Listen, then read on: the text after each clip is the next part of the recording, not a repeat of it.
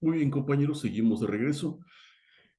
Antes de esta pausa, hablábamos acerca de la forma en que se construye el aprendizaje bajo las premisas de la teoría psicogenética.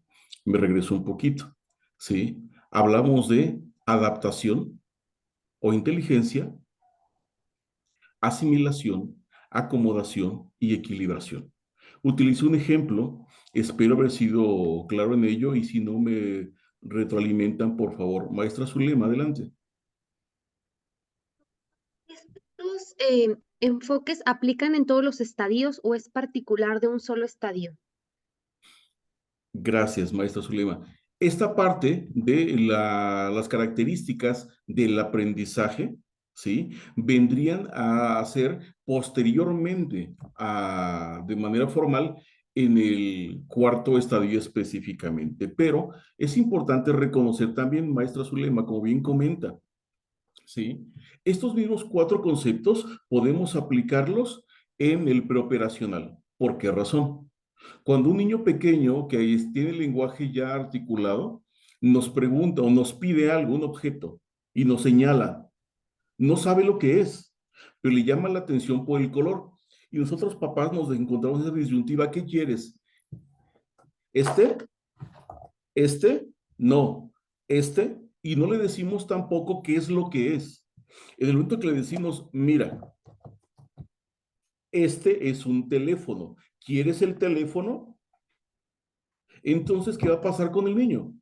Va a decir, el objeto que yo quiero se llama teléfono y podríamos estar favoreciendo también el aprendizaje, no al finalizar los cuatro estadios, sino también en una situación, una práctica de fomento al aprendizaje equitativo, poder potenciar que un niño de 1, de 7, de 9, de 10 esté aprendiendo, pero dije hace un ratito con lo que empezamos, que el aprendizaje o las estructuras cognitivas que tenemos nosotros no son solamente consecuencia directa del contexto tecnológico tangible, humano que tenemos ahí inmediatamente. Porque de ser así, por el solo hecho de yo estar en una universidad o en la Facultad de Ciencias Aplicadas o de Matemáticas, por el solo hecho de estar ahí, aprendería y no es así. Entonces es importante resaltar también que desde esta perspectiva es importante llegarle a los niños pequeños de elementos significativos para que éste de manera consciente pueda ir construyendo su aprendizaje como una consecuencia, no solamente de la interacción. ¿Sí?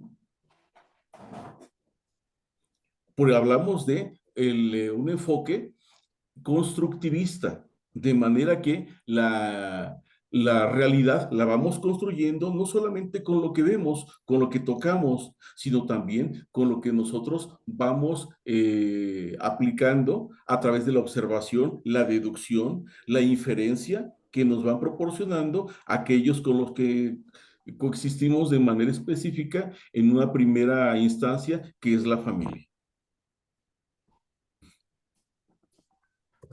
Continuamos entonces.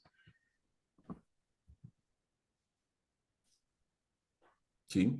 Entonces, ¿cuál sería el aporte educativo de esta teoría o de este enfoque psicogenético a la educación? ¿Sí? ¿Alguien que me apoye, por favor, con la lectura de la diapositiva? Piaget aportó a la educación, por una parte, la latente necesidad de reconocer la existencia de una evolución, en el sentido que todo alimento intelectual no es bueno, igualmente para cualquier edad. Esto se debe contextuarse a partir de los intereses y necesidades de cada estadio. Significó también que el medio en el que se encuentra el niño puede desempeñar un papel decisivo en el desarrollo del espíritu. que el desenvolvimiento de los diversos periodos no queda determinado en lo que referente a las edades ni a los contenidos mentales, que métodos apropiados pueden aumentar el rendimiento de los alumnos y acelerar el crecimiento espiritual sin perjudicar su consolidación. El objeto educativo de Piaget es provocar en situaciones escolares concretas, de una manera consciente y sistemática, de los procesos de actividad espontánea del niño. La aplicación a la didáctica de la psicología de Piaget es un juego de operaciones vivientes y actuantes. Pensar es actuar. Gracias, maestra. ¿Recuerdan el ejemplo que les puse hace un momento del potrillo que le cargamos una carga de maíz cuando no está preparado? Exactamente, aquí nos dice con este aporte educativo de Jean Piaget que específicamente que el alimento intelectual no es bueno igualmente para cualquier edad, de manera que tenemos que graduar precisamente esa enseñanza de acuerdo a las características evolutivas de las personas, a las necesidades, a los intereses de las personas, ¿sí? Y no solamente de las personas, sino a las necesidades e intereses de la persona. Porque somos una sociedad, sí, pero individualmente tenemos ciertas capacidades humanas que nos permiten aprender de una manera específica. Entonces, por ello digo que la enseñanza hoy en día debe de ser dando ese acompañamiento de acuerdo a esas necesidades, a esos intereses específicos de los estudiantes. ¿Para qué? Para poder potenciar precisamente esa construcción de los aprendizajes. Hace un momento mencionábamos que es importante también que en un ejercicio consciente de enseñanza, diversifiquemos y que podamos promover, ya sea en un niño de 1 año, en un niño de 7, de 9, de 10, poder fomentar esos aprendizajes. Y lo dice en el tercer párrafo, el cual cito textualmente. Significó también que el medio en el que se encuentra el niño puede desempeñar un papel decisivo en el desarrollo del espíritu, que el desenvolvimiento de los diversos periodos no queda determinado en lo referente a las edades ni a los contenidos mentales, que métodos apropiados pueden aumentar el rendimiento de los alumnos y acelerar el crecimiento espiritual sin perjudicar su consolidación. ¿Qué quiere decir esto? Que puede haber un niño que camine hasta los 2 años, que puede haber un niño que camine a los 10 meses, o que empiece con la etapa del balbuceo de manera desfasada con mi otro hijo, que son necesidades y características individuales, pero también es importante aquí, como nos dice, reconocer que si utilizamos estrategias apropiadas, podemos potenciar que un niño, mediante estimulación temprana y demás, pueda caminar a los 11 meses, que al año 2 meses ya tenga un lenguaje fluido. ¿Por qué razón? Reconociendo el desarrollo evolutivo del niño, pero también proporcionándole un acompañamiento que le permita adquirir aprendizajes de manera significativa, acordes o adelantados, si queremos decirlo así, a la edad que representa el niño. Y tenemos niños ahora de 7 años que nos disertan acerca de las adicciones, hablan de situaciones que nosotros podemos considerar impensables para ellos. Y viene también en la escuela esa promoción anticipada. Un niño de 10 años o de 5 años que va a ingresar a la primaria y ya sabe leer. Puede ser por el trabajo que hicieron en preescolar, también las características específicas del niño, el acompañamiento que le dio la madre de familia. ¿Y qué pasa cuando llega a primaria? El resto de sus compañeros tiene un avance cognitivo muy diferente a él. No lo hace diferente.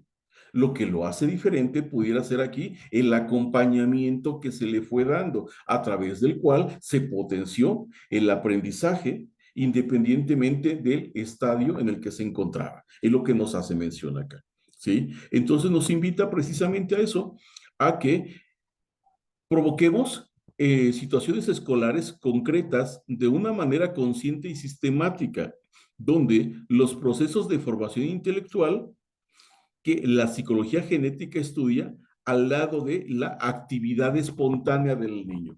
Es decir, que no les hablemos a los niños de fracciones y les pidamos que partan un pastel específicamente, que les hablemos de alguna otra situación de su interés, donde puedan aplicar ese contenido que nosotros esperamos que lo atiendan, de acuerdo a sus intereses, pero también a la etapa del desarrollo que están presentando. Hasta aquí tenemos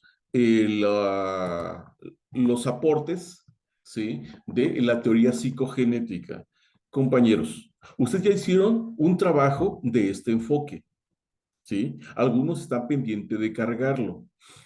Seguramente tienen más información complementaria que podría refutar lo que yo acabo de comentar. Aquí la intención de su servidor, y les comparto nuevamente, es que ustedes acá no vienen a escuchar una disertación completamente. Ustedes ya tienen en sus estructuras mentales información alusiva al tema que estamos trabajando. Mi función aquí solamente es acompañarles en el proceso de análisis y de fortalecer o de propiciar una conclusión al respecto. Y si se puede favorecer que lleven este aprendizaje al ámbito laboral donde se desempeñan, será más que suficiente. ¿Sí? Pasamos entonces a reconocer algunos otros enfoques constructivistas en educación. Aquí, antes de continuar, reconocemos los aportes de Vygotsky, otros autores más, donde de manera conjunta nos hacen mención que para que podamos aprender necesitamos de varios elementos. Vamos a ver cuáles son. ¿Sí? Hablando de constructivismo, tenemos una subclasificación. Tenemos un constructivismo radical, que el precursor es este autor, un alemán, von Glasersfeld, donde él sostiene que el conocimiento está en la mente de las personas y que el sujeto cognoscente, es decir, el estudiante, no tiene otra alternativa que construir lo que conoce sobre la base de su propia experiencia. Es decir, retoma aquella postura de John Dewey, que para poder aprender no necesitamos tener mucho conocimiento teórico, sino más bien la aplicación de este conocimiento teórico a la vida real. Y de esa manera podremos tener un aprendizaje que no sería otra cosa que una experiencia. A la par de este constructivismo radical, también está considerado en este plan de estudios 2022, donde se hace alusión que los estudiantes ya no van a aprender para la escuela, es llevar al aula los problemas que estamos teniendo socialmente y a partir de ahí ellos puedan aplicar los conocimientos, pero a una situación real. ¿Sí? De manera que podamos facilitar que después de del estudio de esta maestría, ustedes salgan a su ámbito laboral, pero no esperando a dónde van a aplicar lo que aprendimos acá, sino que van a salir con la experiencia que cuando hablamos de paradigmas del aprendizaje en el aula, nos recordamos cuando fuimos estudiantes y tuvimos prácticas pedagógicas tradicionales, cómo aprendíamos, cómo aprendimos posteriormente. Es decir, que vayamos teniendo no aprendizajes, sino experiencias. Podemos cambiar el término aquí a aprendizajes por experiencias, que es lo que nos sugiere este autor, von Glasersfeld, que la construcción del aprendizaje no es otra cosa que la experiencia de haber aplicado esos contenidos a una situación real.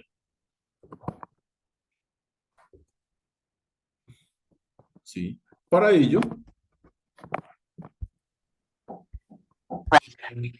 menciona 4 principios El principio primero habla sobre que el conocimiento no se recibe pasivamente ni a través de los sentidos ni por medio de la comunicación, sino que es construido activamente por el sujeto cognoscente. ¿Sí? Aquí lo que nos está diciendo que está en contra de Jean Piaget, porque Jean Piaget sostenía que el conocimiento lo adquirimos a través de los sentidos, al igual como lo mencionaba Augusto Comte, padre del positivismo, pero también dice que el aprendizaje no se adquiere a través del lenguaje, sino que a través de la experiencia, ¿sí? Esa es la postura de este autor, ¿sí? Pero de todos modos, para poder interactuar y llevar a la práctica un contenido, necesitamos interactuar, necesitamos ver, tocar lo que estamos haciendo y también a través del lenguaje estar comunicando. Pero bueno, estamos analizando esta postura de el constructivismo radical. El segundo precepto habla sobre la función del conocimiento que es adaptativa en el sentido biológico del término, tendiente hacia el ajuste de la viabilidad. Es decir, que lo que nosotros vamos conociendo, vamos utilizando esos conocimientos para poder interactuar con la vida o para poder aprender más de manera significativa. Como el ejemplo que les ponía de los dos libros. Si yo tengo conocimientos acerca de medicina, porque es mi área de profesionalización, y me están invitando a un seminario, ¿a dónde me voy? ¿Un seminario de gastronomía o de mi área profesional? Obviamente me voy al de mi área de formación profesional, porque ya tengo referentes específicos. Tercer precepto, la cognición sirve a la organización del mundo experiencial del sujeto, no al descubrimiento de una realidad. Cognición sirve a la organización del mundo experiencial del sujeto. Lo que nosotros sabemos nos sirve para poder solucionar las problemáticas que se nos presentan. Es lo que nos está diciendo aquí. Es decir, utilizar nuestros aprendizajes en el mundo real. Y finalmente, en el punto número 4, que existe una exigencia de socialidad en términos de una construcción conceptual de los otros, y en ese sentido, las otras subjetividades construidas a partir del campo experiencial del individuo.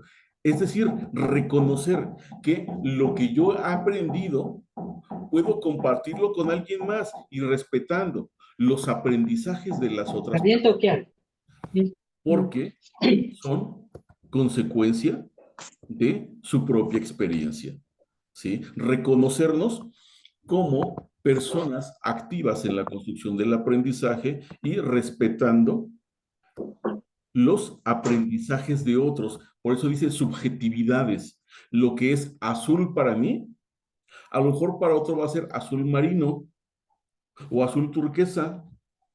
Recordar y reconocer que sigue siendo azul, pero el matiz es diferente. Vendría siendo lo mismo con un contenido de aprendizaje, que no podemos esperar que todos tengamos una misma interpretación de un hecho, porque existen subjetividades de manera específica.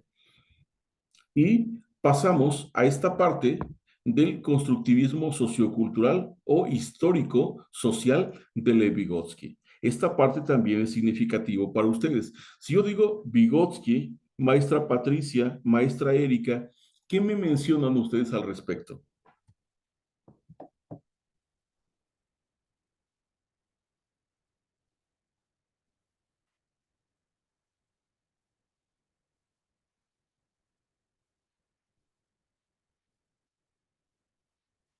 Maestra Zulema. Zona ¿Puedo proximal. participar? Adelante, maestra Zulema, por favor. Zona proximal. Zona de desarrollo próximo.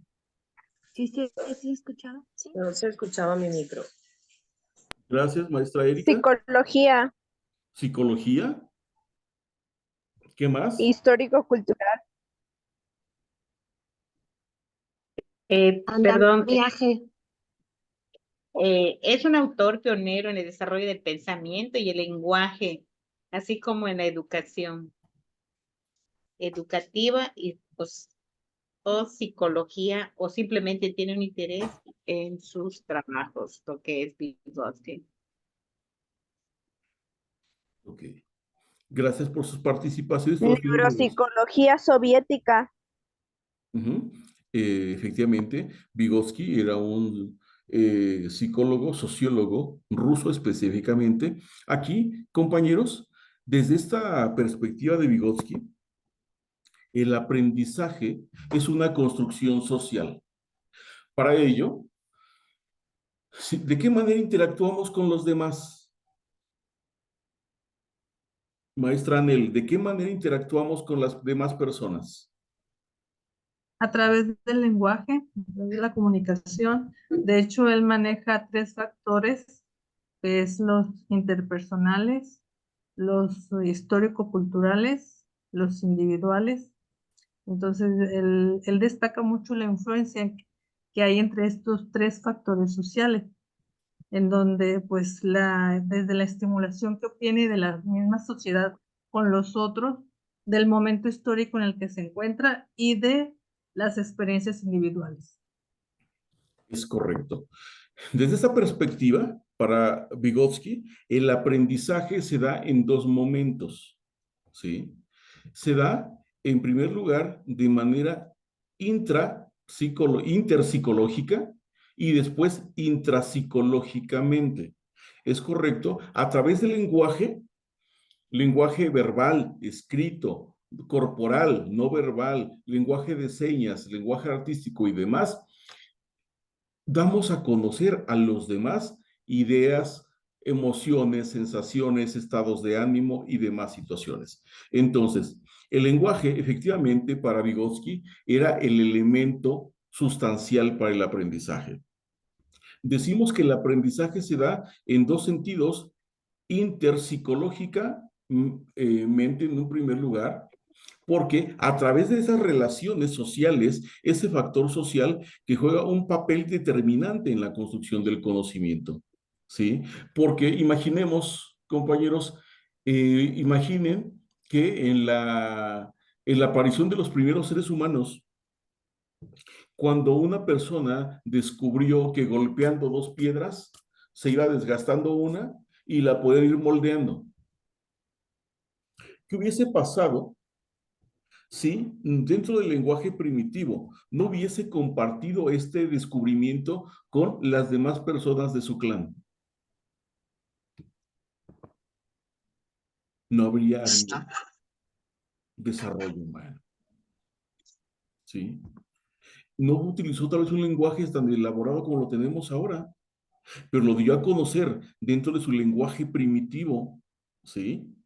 De manera que a través de esta interacción social vemos, observamos el comportamiento, el lenguaje de las personas y nos está diciendo algo. Estamos aprendiendo algo. Cuando caemos a la conclusión del valor de ese aprendizaje y lo interiorizamos, es entonces cuando se da el aprendizaje en el segundo momento, intrapsicológicamente, cuando llevo de afuera hacia adentro, hacia mi persona y estoy construyendo esos aprendizajes. Para ello, este autor nos habla de tres niveles de desarrollo o de desempeño, ¿sí? El primero de ellos, maestro Marco, ¿cuál sería?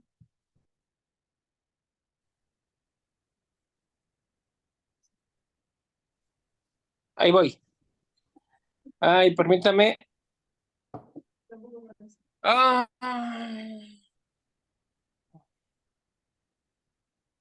ande, maestro. ¿No viene aquí? Ok.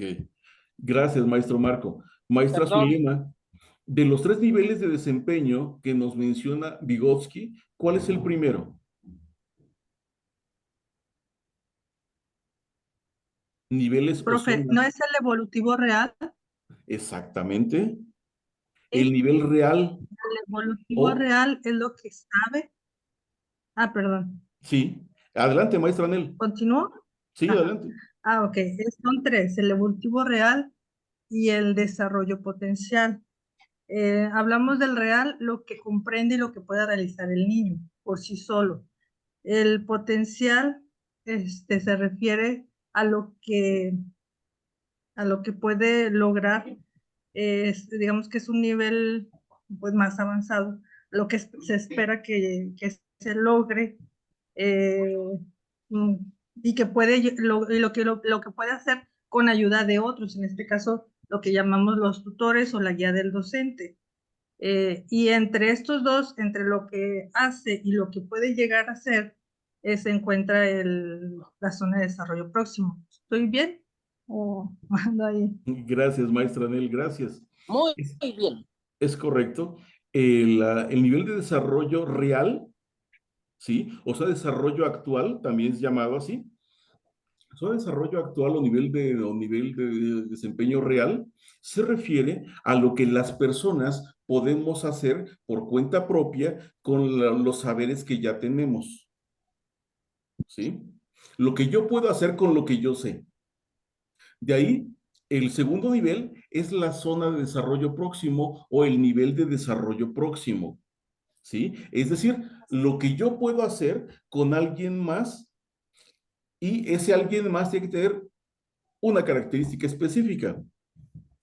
Vygotsky lo llamaba tutor, donde un tutor que tiene un poquito más de conocimiento, un poquito más de habilidades, un poquito más de experiencia, si él me comparte esos saberes a través del lenguaje, yo lo voy a aprender y voy a lo que yo ya sabía, lo voy a enriquecer.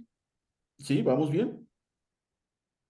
Entonces, después de ahí, el tercer nivel es la zona de desarrollo potencial.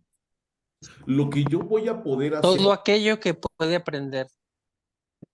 Mande, maestro Marco. Sí, el último refiere a todo lo que puede lograr alcanzar el alumno a partir del anterior. Es decir, que ahí es donde se produce el andamiaje entre un alumno que tiene un nivel de conocimiento o ciertas habilidades y cuando se encuentra con otro alumno que tiene otras capacidades superiores, por llamarlo así de alguna manera, el alumno está potencialmente en posibilidades de lograr un nuevo nivel de aprendizaje. Es correcto. Lo que podemos hacer ahora con base en esa interacción, ¿sí? Pero ahora por cuenta propia, ¿sí? Maestra Ali, adelante. Es como el ejemplo que luego te ponen en licenciatura de que a una persona le dicen que si mete su mano al fuego se va a quemar, pero no lo ha experimentado. En cambio, a una persona que ya metió su mano al fuego, ya sabe lo que le va a pasar y ya no lo va a volver a hacer. Es prácticamente lo mismo. Así es. ¿Me permiten ponerles otro ejemplo, por favor? ¿Sí? Dijimos que el nivel de desempeño real es lo que yo sé, ¿sí? Les pongo este ejemplo. Generalmente cuando hablo de Vygotsky y su teoría histórico-cultural, utilizo este ejemplo. Yo nunca he cocinado arroz, pero sé cómo se cocina. Un ejemplo, sé que por una taza de arroz le tengo que colocar 2 tazas de agua. Sé que puedo colocarle aceite de oliva, tal cantidad, lo pongo a calentar y puedo lavar el arroz antes. Lo dejo que se seque un poco, porque si no, cuando lo ponga en la cacerola va a saltar y me puedo quemar. Sé que cuando lo empiezo ya a dorar un poco, va a llegar un punto que puedo pasar al siguiente paso, que es moler los jitomates, porque yo sé hacer arroz rojo. Muelo 2 jitomates, pero antes de esto, cuando estaba guisando el arroz, me acordé de ponerle un pedazo de cebolla, un pedazo de ajo, y cuando licúo el jitomate, licúo 3 jitomates, un ajo, pedazo de cebolla, y lo vierto al arroz que ya está, se está guisando, ¿no? Lo tapo a fuego medio y cuando se vaya secando, le hago la prueba del palillo para ver cómo sale y si sale seco ya está mi arroz. Teóricamente yo sé hacer arroz, ¿sí? Nunca lo he hecho, Pero si alguien me dice, mira, a ver, siéntate, levanta la vamos a mano? llevarlo a la realidad. ¿Qué te parece, sí, No que está acá, empezamos pero aquí me midiendo dice que me da dos, cantidades? uno así y otro así. Quiero el de así. Que empezamos midiendo cantidades y tomando tiempos para que quede con una mejor cocción. ¿Y qué te parece si en el punto en que ya le colocaste el jitomate, qué te parece también si le rebanas unos elotes para que te quede mucho mejor? ¿De qué manera se modificaron ya mis estructuras cognitivas acerca de la elaboración del arroz? Ya se enriquecieron, ¿verdad?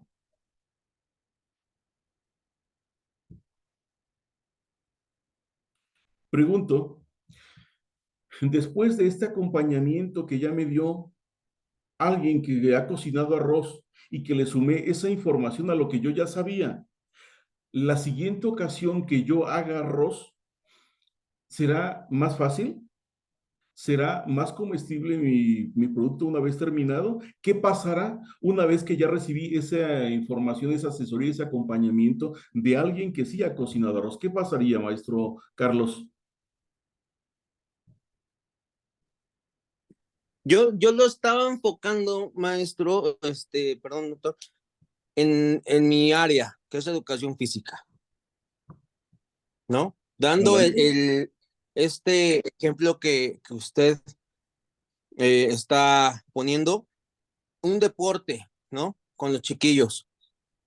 El deporte más, pues, el más famoso, el fútbol. Todos los niños saben qué es el fútbol y el objetivo, ¿no? Primordial, que es patear la pelota, meter gol. Pero no, lo juegan así y es patear la pelota. Pero tú, en este caso, en educación física, nosotros nos enfocamos tal vez no tanto en las habilidades ya desarrolladas, porque pueden patear la pelota, pueden correr atrás de la pelota. Esas ya son habilidades ya desarrolladas. Lo que nos vamos a enfocar es en, bueno, sí correr atrás de la pelota, pero ya con un sentido, ¿no?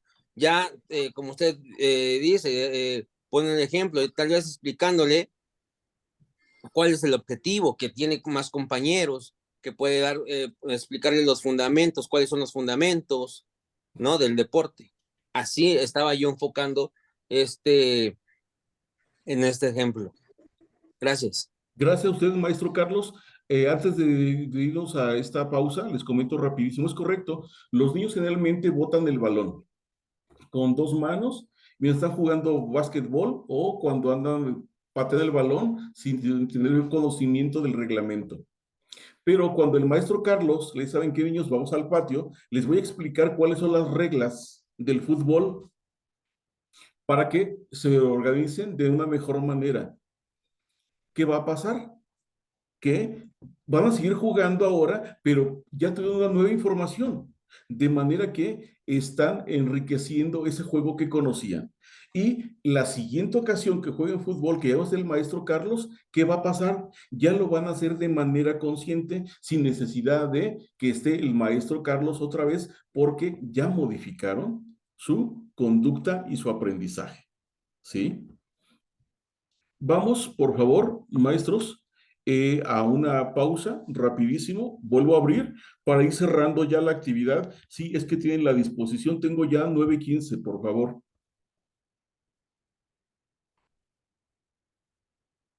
Sí, Sí, doctor. Gracias.